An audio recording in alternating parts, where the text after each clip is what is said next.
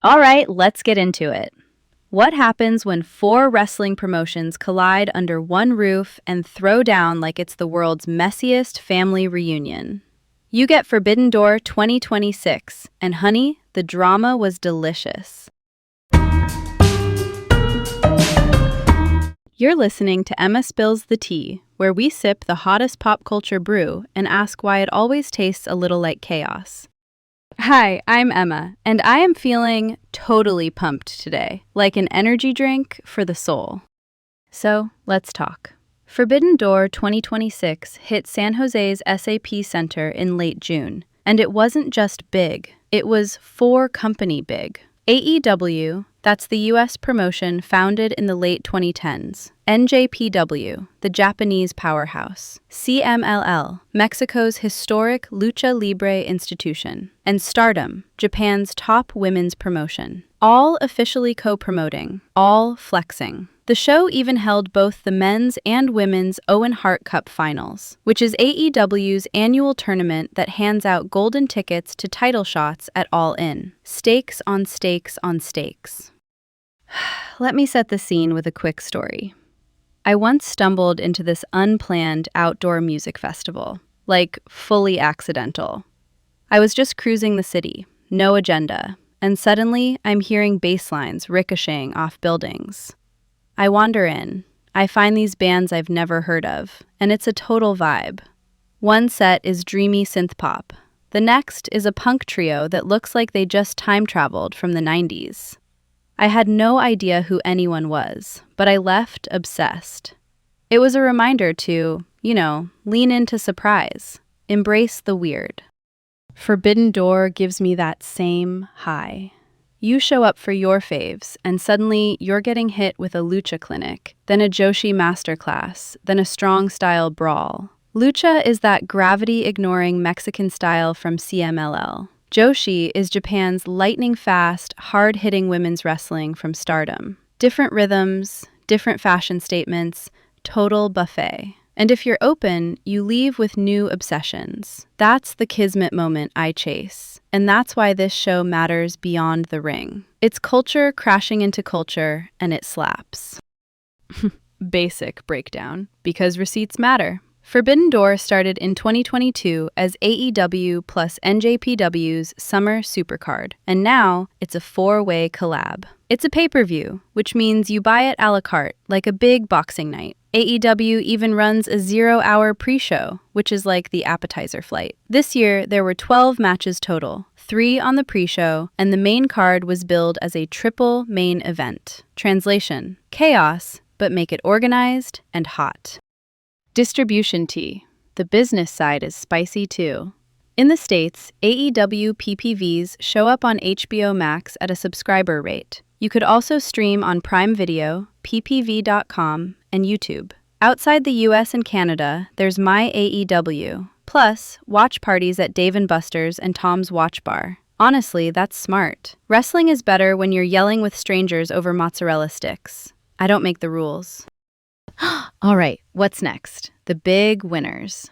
Will Ospreay, who is AEW's human highlight reel and one of the best in-ring artists alive, beat Swerve Strickland, AEW's swagger-dripped star with creative offense for days, to win the men's Owen Hart Cup. This actually closed the whole show, which is wild. Ending on a tournament instead of a world title is a statement. Ospreay now has an AEW World Championship shot at All In. Imagine that adrenaline, like you just aced the final and now you're told graduation is in a stadium. And then Mercedes Moné. If you don't know her, she's a global wrestling icon with crossover charisma. She beat Maya World, a rising talent who brought serious heat, to win the women's Owen Hart Cup again. Back to back, the first person ever to do that. Yas, queen. That locks her for an AEW Women's World title shot at All In. Double history, double pressure. This is the kind of serial storytelling I love. It's like a prestige drama. Season finale here, season premiere at the stadium. Oh, and speaking of drama, Death's Door. A 6-on-6 steel cage war. Steel cage means you are trapped in metal, and your choices are limited to fight harder or die trying, metaphorically. Team Briscoe, captained by Mark Briscoe, a gritty veteran with heart for miles, beat Team DCMJF. That's MJF's crew, MJF being AEW's sharp-tongued world champ and chaos gremlin. His squad pulled from AEW and NJPW circles. Real villain energy. The stip? If Briscoe's team wins, Mark gets a world title shot. They won. Crowd lost its mind. This is clever booking. Tie a singles prize to a team win, and suddenly everyone's invested in every tag, every save, every near fall. For context, MJF retained the title earlier in the summer and tweaked his knee along the way, which added big uncertainty to his leadership swagger. And now he has Mark Briscoe coming for him. I so cannot wait for that chapter. Also, the rest of the card was no filler. Kenny Omega, AEW's video game boss character come to life, beat Zack Sabre Jr., NJPW's submission sorcerer, after ZSJ came at him with that whole "are you still the best?" energy. Jon Moxley, AEW's Continental Champion and patron saint of violence, retained over Bandito, who is a lucha dynamo. And Shota Umino, NJPW's IWGP Global Heavyweight Champion, kept his title over Pac, the international menace with freakish athleticism. Variety, people. The playlist stayed on shuffle and never missed. Stardom and CMLL being official co-promoters this year is a huge glow-up. That meant more marketing, deeper story beats, and women's wrestling getting real spotlight. AEW Women's World Champ Thekla, who has Stardom roots, called out Stardom's roster before the show, and Starlight Kid, a former Wonder of Stardom champ, stepped up. Love that for cross-brand flexing. It's like when two pop stars do a remix and both fan bases go feral. Quick shout to production, English commentary with Excalibur, AEW's Rapid Fire Encyclopedia, plus Walker Stewart, Nigel McGuinness, Tony Schiavone, and Don Callis. Spanish commentary had Carlos Cabrera, the legendary voice who is basically wrestling royalty in Spanish, with Alvaro Riojas and Ariel Levy. Multiple ring announcers too. Multilingual, multi-country, maximum theater. That's how you present a global card. Now, the unanswered question that's living rent-free in my head. Jay White showed up. If you're newer, Jay is a major star who'd been out since early last year with an injury. People are debating, was this his full in-ring return, or more of a strategic reintroduction? I lean teaser, give the audience a taste, reset the chessboard, and then cash in later for the big reaction. Either way, surprise appearances on a joint show say one thing: expect the unexpected. And yes, I'm nosy, and I want the receipts on what's next.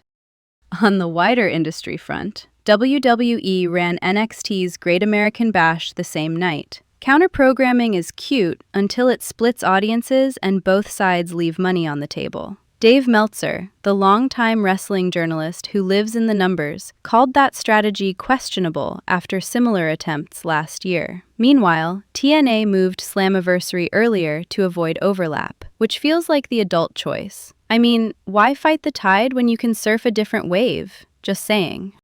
For lasting relevance, Forbidden Door is the entertainment collab blueprint. It's Marvel crossovers, it's surprise features on a deluxe album, it's two fashion houses doing a capsule and making you scream, "Take my card." The show connected straight into All In by putting both Owen Cup finals here, so the narrative pipeline is tight. No dead weeks, no filler arcs, just a clean runway from June energy to stadium spectacle. If other industries want to keep fans obsessed, do this. Share the sandbox and make the toys fight. Okay, pause. Next time, we have to talk All In. Ospreay and Monet have their title shots lined up, Mark Briscoe punched his ticket, and the summer is about to get messy in the best way. Bring sunscreen and receipts.